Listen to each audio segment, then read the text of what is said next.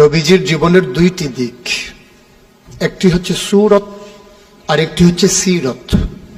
সিরত অনুকরণীয় আর সুরত প্রশংসনীয়। সুরত ধারণ করার ক্ষমতা কোনো মানুষের নেই।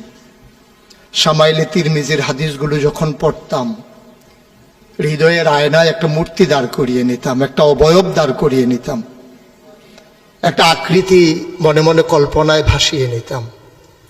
চাইতাম আমিও যদি এমন হতে পারতাম, কিন্তু যা হবার নয়। তিনি ছিলেন মধ্যম আকৃতির সুঠাম দেহের অধিকারী একটি মানুষ। তার চুলগুলো ছিল ঘাড় পর্যন্ত প্রলম্বিত, হালকা হালকা কোঁকড়ানো। তিনি যখন চুলের ভিতরে তৈল দিয়ে আছড়াতেন, মনে হতো মৃদুমন্দ ঢেউ দেখা যায়। তার কপাল ছিল চওড়া, ভ্রুগুলো ছিল জোড়া ভ্রু, ধনুকের মতো বাঁকা। চোখের পাতাগুলো ছিল ফুটন্ত গোলাপের গোলাপি রঙের এক একটি পাপড়ির মতো। তিনি কখনো বা যখন চোখের পলক ফেলতেন, মনে হতো মৃদুমন্দ বাতাসে গোলাপ পাপড়ি যেন দোল খাচ্ছে।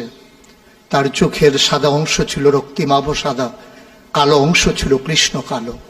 তার নাকটা ছিল খাড়া, নাকের ছিদ্রগুলো ছিল ছোট ছোট।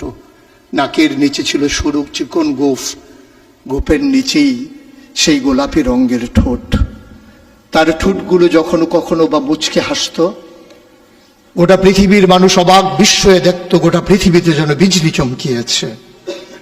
তিনি কখনো বা যখন এই রাস্তা দিয়ে হেঁটে যেতেন, 1 মাস পরেও কখনো যখন সাহাবা হাঁটতেন, তার গায়ের জান্নাতি গন্ধ তারা পেতেন। মায়েরা উম্মাহাতুল মুমিনিন যারা, তারা নবীর যখন কখনো এই ঘামে ভেজা শরীর নিয়ে ঘরে ঢুকতেন, কপালের ভিতরে মুক্তোর দানার মতো ঘামগুলো যখন জমে থাকতো, মায়েরা ছোট্ট শিশি খুঁজে সেই ঘামগুলো শিশিতে ভরে জমা রেখে দিতেন, কখনো বা ঈদে কোনো অনুষ্ঠানে যেন আতর হিসেবে ব্যবহার করতে পারেন। এই সুরত ধারণ করা কোনো মানুষের সাধ্যর বাইরে। কখনোই কোনো মানুষ এই সুরত ধারণ করতে পারবে না চেষ্টা করলেই। কিন্তু তার সিরত যেটা অনুকরণীয়, অনুপম আদর্শ। তিনি এসেছিলেন এই জন্যে, ওয়ামা আরসালনাকা ইল্লা রাহমাতাল লিল আলামিন। তিনি ছিলেন রহমত গোটা ধরনীর জন্যে।